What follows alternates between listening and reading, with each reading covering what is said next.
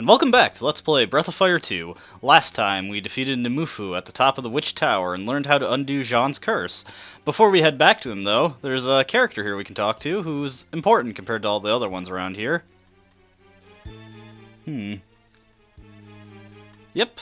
Sesso, huh? The Water Shaman. Now, I didn't really make much mention of this, but now that we've made contact with Granny and the Shamans, we can have the Shamans fused onto our characters to improve their stats, and Sesso is one of those Shamans. Now, Sana, the first Shaman we get, she actually has one of the better benefits you can get from fusing your characters. If you fuse them with Sana, they get a pretty significant boost to their offense, about 30% on average for characters that can actually do it. Sesso, on the other hand, provides a similar boost to the Wisdom stat, and for most characters the Wisdom stat is functionally useless. However, due to other things involved with the fusion process, Sesso still has her points of being useful, but we'll get into that much later. There's not much we can do with the fusion system right now, and that's actually the last Shaman we're going to be getting for quite some time. I'm talking about well over halfway through the game are we going to be getting our next one. So I'll meet you back at the forest with Jean. See you there.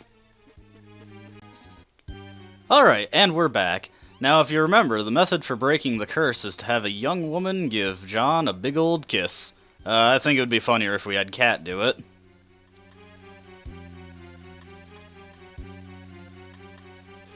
Alright, don't need to sound so desperate about it.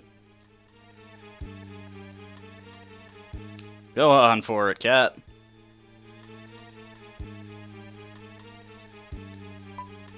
I would think you would be a bit more willing to do this than Nina would.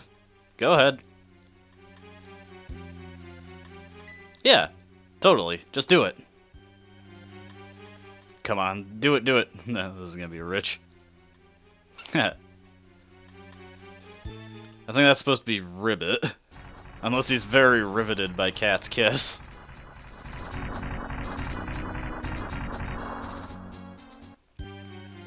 And, well, Jean is back to normal for a given definition of the word.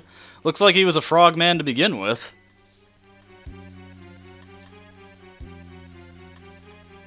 The King of Semafort, huh? Maybe you can get us in there.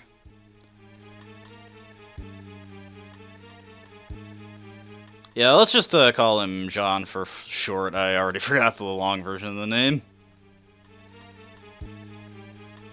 Alright, well, we got a new party member, and I'm gonna be honest with you, he's actually not very good. In fact, I'd say Jean's a pretty... Under most circumstances, Jean's a pretty strong contender for worst character in the game. But he does have his uses, particularly right at this point in the game. This point specifically, he has his uses. Yeah, no, I want him in the party. Okay. Now, whenever you get a new party member joining you there, you saw that party selection screen. The only other party members we could choose between were the new one and the party members that we happened to have at the time. So I couldn't bring Sten in from the party. Oh, what's going on? Whoa, it looks like some major work got done on Township. They got even more houses there in addition to improving our own. I don't know who he was saying that to, but okay. But yes, our hideout is now a full-fledged town, and we can actually get some people in it. And getting people at this moment, that's actually going to be one of the biggest uses of Jean throughout this entire game. But we'll get to that in the near future. For the time being, even though Jean is back to his normal self, I guess, he can still use the curse at will to turn into a giant frog now. And the giant frog, when it hops in the water, it can swim, and that'll allow us to get into Semafort. But if we go into Semafort, we actually lose Jean almost immediately, and there's a few things I want to do while I have him in our party. Now, the frog form doesn't move too much faster than just walking around, but the encounter rate is much, much lower. So I like to travel around in the frog form whenever I have Jean in the party. Jean is kind of a weird character. Like Sten, he doesn't have particularly fantastic stat gains, but he does have a very good equipment selection. So he's a bit more on the lower end of stat gains, but better end of equipment selection. He's a bit of the opposite towards Sten, whereas Sten is a fast, offensive character. Jean is a bit more of a tank, especially reflected in his equipment selection, though he does get some pretty powerful weapons later on. However, for most of the game, he's pretty woefully outclassed by Rand in terms of tanking, and it's very late in the game that he gets the equipment that allows him to be very powerful. He's definitely usable, especially with if you factor in another system that we'll be able to take advantage of later in the game, but for most of the game, I'd say he's easily one of the worst characters. Now, if we take the frog form and go to this waterfall, we find this hidden cave, and there's pretty much nothing in the game that tells you that this is here. This is just something you have to know about. Aside from these two chests, we talk to this old man.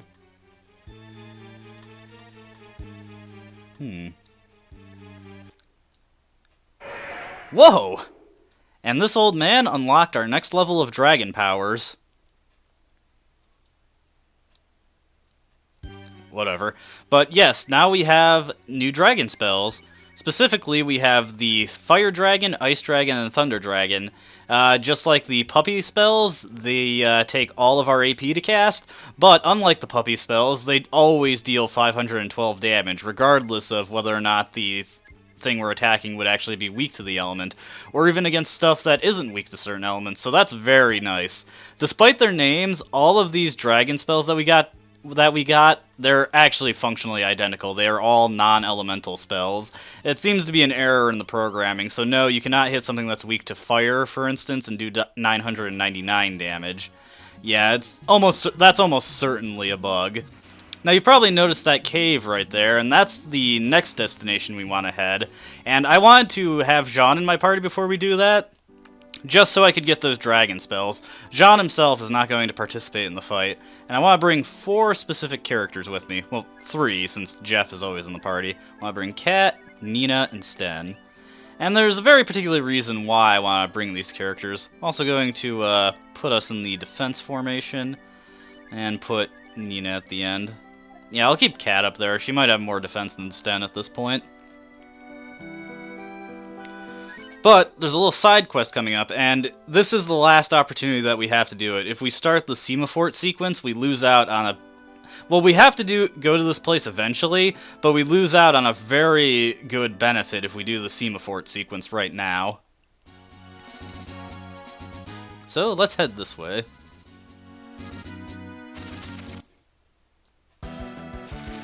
Oh, hey, new enemy here, Stone Idol. Now, for this one, I'm actually going to have Kat use the Dare ability. I won't be using this ability too often because it's not that great, but this is actually one of the better times to use it. And that's because this guy can utilize breath attacks. Specifically, he uses Cold Breath, and Cold Breath hits really hard at this point in the game.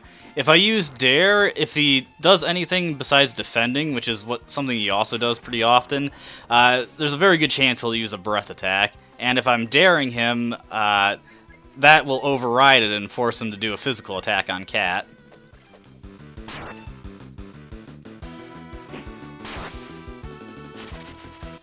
Alright, but not too bad. So, let's head on into this cave. Oh, you know, I just remembered, I got that armor from the old guy. Let's see. Kamikaze BL. I actually honestly forget what this does. I don't think it does anything too good. But we did get a new shield, I think? Helmet. Sometimes they use the same abbreviation for different things. Actually, who else can equip this? I actually want to give this to Kat, because she's still going to be in the party for quite some time, and it'll be good to have that extra defense on her.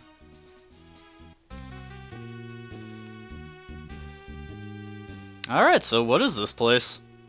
Wildcat Restaurant. Alright. Alright, let's check in.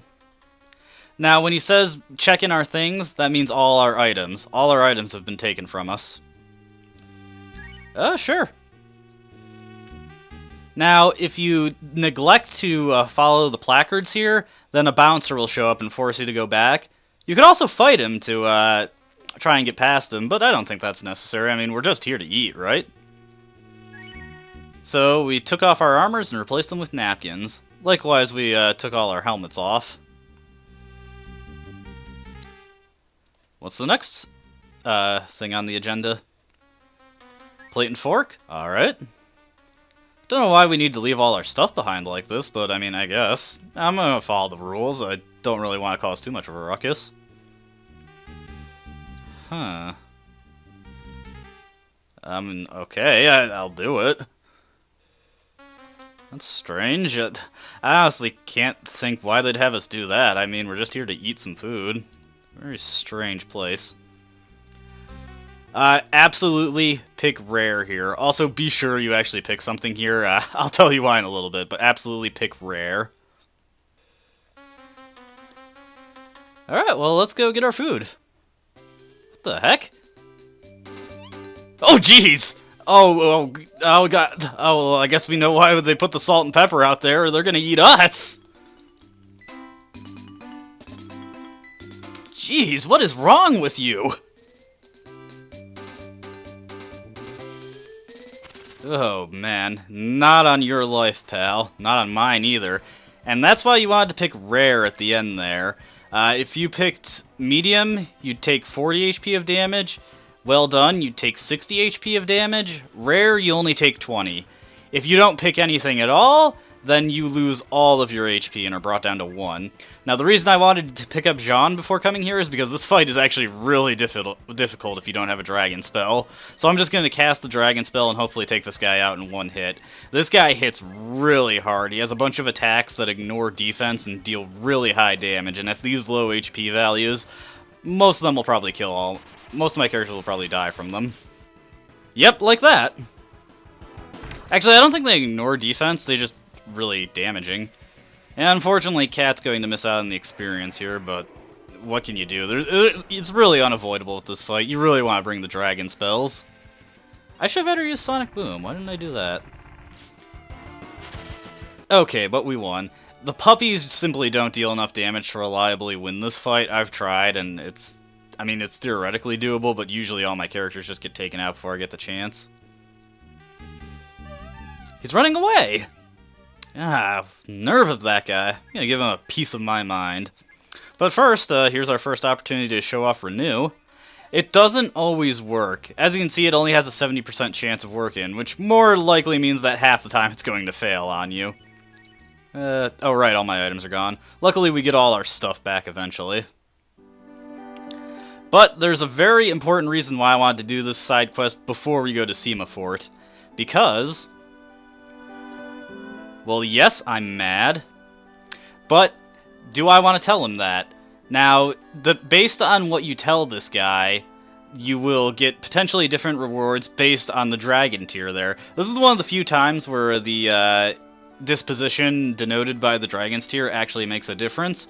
If we choose to forgive this guy and we followed all the rules, then we improve his disposition, and he teaches us a very good attack called Chop Chop.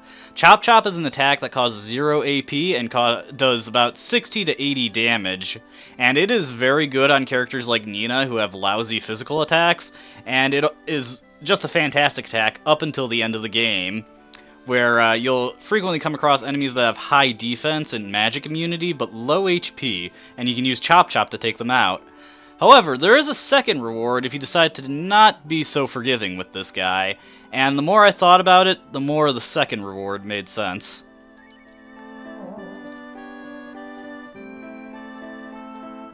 No, I won't. Ah, fine. I won't take it back.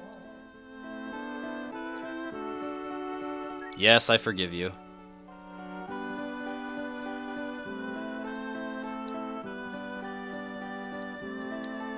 Yeah, we'll eat. This actually is pretty good.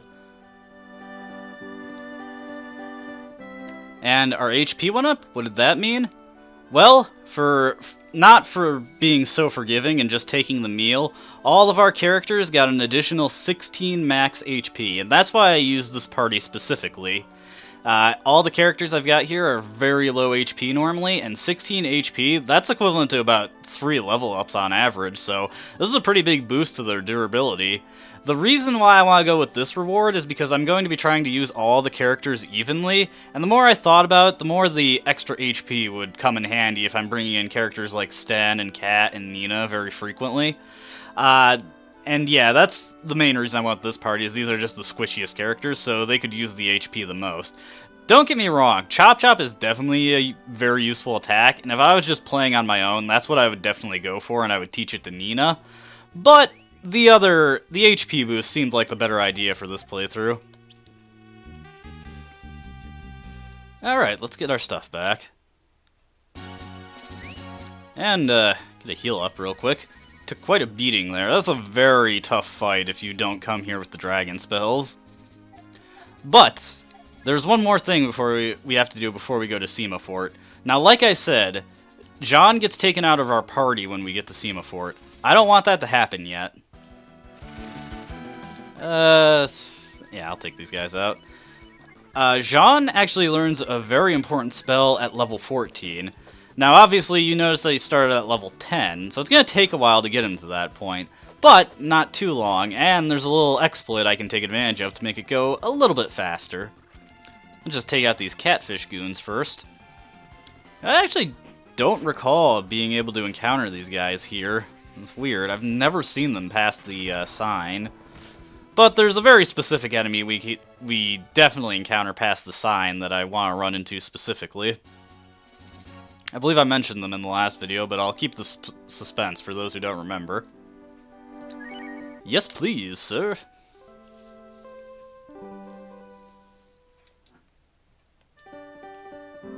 Alright, let's rearrange our party a little bit. I'm going to bring in Sten, Jean, and Nina. And there's a reason I'm going to be going with this specific party. Let's get Jean up to the front so we can use his frog to travel to the spot I want to be.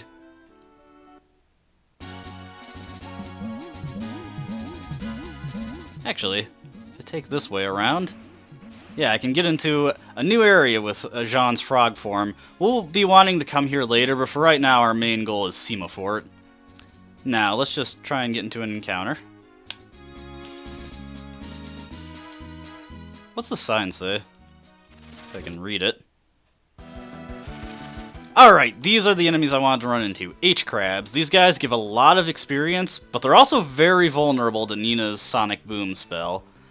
Now, before I do anything else, I'm gonna have to take care of some business here. Let's see, bomb. Nope, looks like I'm gonna have to do this the old-fashioned way. Actually, hold on, I want to make sure that I can do this right. So just check, yeah, I gotta do it with physical attacks. I'm actually going to be taking out Jeff for the time being. And the reason for that is I don't want him to get any more levels. I want to keep my characters leveled up enough that I can actually utilize them, but I don't want Jeff himself to be becoming over-leveled. So we're just going to take him out of the equation. It's going to take a bit of effort to take him out, though. As you can see, he's got very high defense relative to the rest of the party. Oh, he can attack himself. I didn't even realize that. Wow, Jeff is just so much stronger. Even a critical hit against himself didn't do anything. Hold on, I'll rearrange the party formation. But yeah, when your characters are knocked out, they don't gain any experience. So by doing this, Jeff will be knocked out, and I can safely reap the experience for my lower-leveled characters without worrying about him becoming over-leveled and making the game too easy. Yeah, just stab yourself there. I don't know why the H-Crabs aren't doing anything. Oh, come on, don't attack Sten. What did he do to you?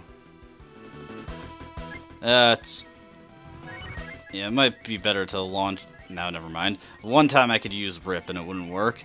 I didn't mention Jean's unique ability is Jab, and what this does is he launches a normal attack against all enemies, but for every enemy he hits after the first one, the attack does damage that's calculated with 30 less offense than his normal attack.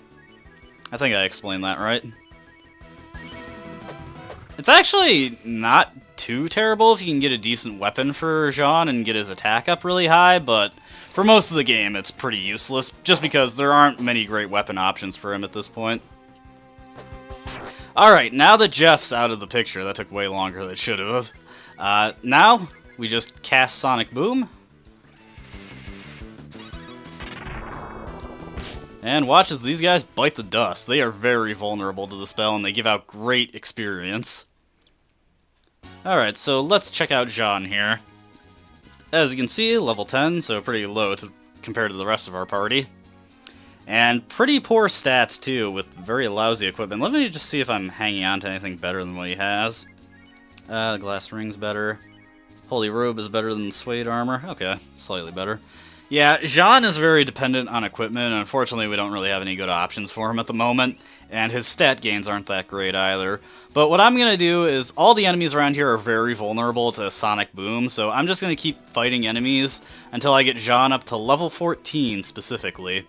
And the reason I'm at level 14 is because he learns a very important spell there.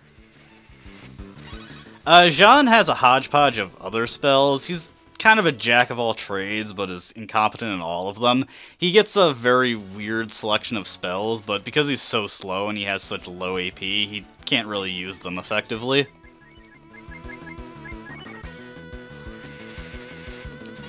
Alright, let's just take this encounter out, and then when I get into the next encounter, I can do some editing trickery to come back at level 14. Ooh, defense down. One of the better debuffs, if it actually hits. Alright, so when we come back, Jean will be level 14.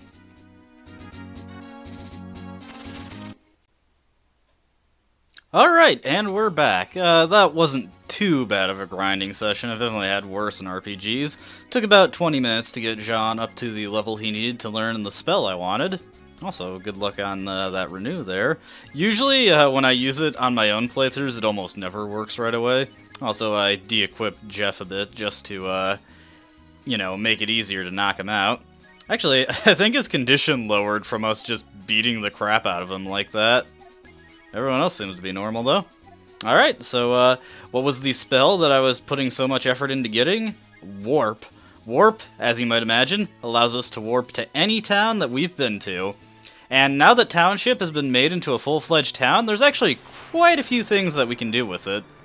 And if we get Warp before we head into Semafort, we can actually get some pretty valuable upgrades going before we head in there, and it'll make the trip through there a lot easier, as Semafort is one of the longer diversions that the game throws at you. Now, these three houses here, they're all empty.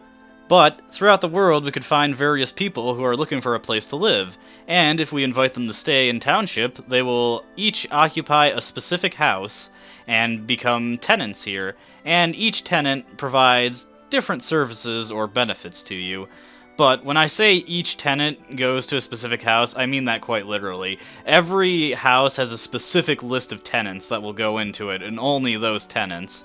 So if you see a person who's a tenant and won't go to your town, odds are you've probably already invited someone into a house that is designated as theirs.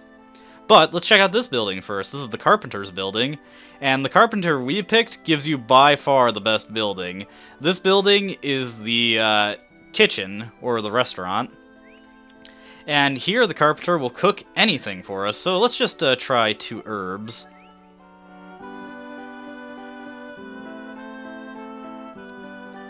And we get a Help Blood. Now, as you can see, this is one of the more basic recipes. Just put 2 items of a kind together to get the upgraded version of that item. In this case, 2 herbs, we get a Help Blood. If we were to buy a bunch of herbs, it would actually be much more cost-effective to cook our own Help Bloods, though obviously that's just much more tedious than buying them, and at this point it isn't necessary anymore. I believe I mentioned what the other Carpenters do, but just to go over it again, the other 2 Carpenters we could pick could either open up a tavern that tells you your gameplay statistics, or a game house that lets you play an Othello minigame, but those are nowhere near as good as this. The restaurant allows you to cook up Wise Bloods, which are otherwise unpurchasable and the best AP restorative in the game. They allow you to cook up permanent stat boosting items, which is amazing, and also we can cook up items that will allow us to get large amounts of money very quickly, especially if I pick a very specific tenant for Township. The big thing that I'm not going to be doing, though, is I'm not going to be cooking any status boosting items, since I can make any character great just by cooking all the relevant status boosting items and just powering them up into infinity. I feel that kind of invalidates each of the individual characters, and it's just not very interesting to watch if everyone's max stats anyways, so I'm not going to be cooking any of those. And the restaurant is also going to influence my tenant choice a little bit. There's one tenant two tenants in particular that I'm going to be picking in order to utilize their shops that'll sell items that are helpful with the restaurant. Just another thing, let's see, what was I thinking here? Yes.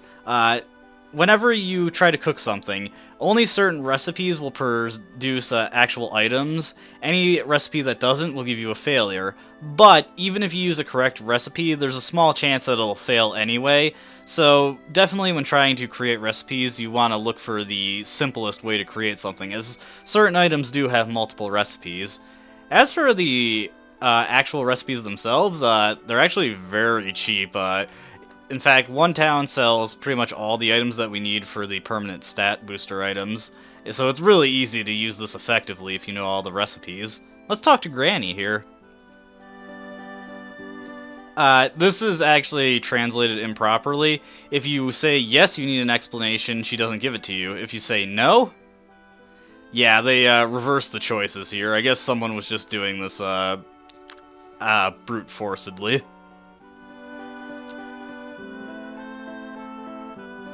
Now, I already explained this briefly. Joining up shamans with our characters will produce stat boost for them, but only certain combinations work. Jeff cannot fuse with any shaman, it always results in a failure.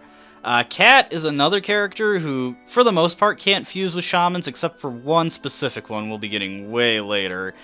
Otherwise, most of these characters can actually combine with shamans to various effect. Particularly the most useful one right now is Sana. She actually bonds very well with Sten. If we bonded Sana to Sten, his sprite would actually change and his vest would become red, and this denotes a very successful fusion, and he'd get like a 50% boost to his offense, which is pretty good.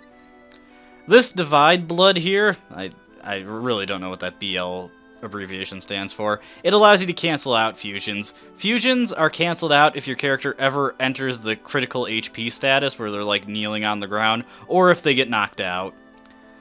For the most of the game, we're actually not going to be able to utilize fusion too much. It's kind of an underutilized game mechanic, but there are some interesting things you can do with it.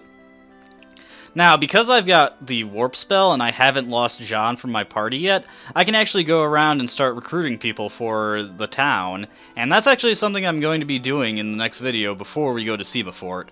But I'll save that for next time, so I hope you enjoyed watching, and please, have a nice day. I hope to see you next time.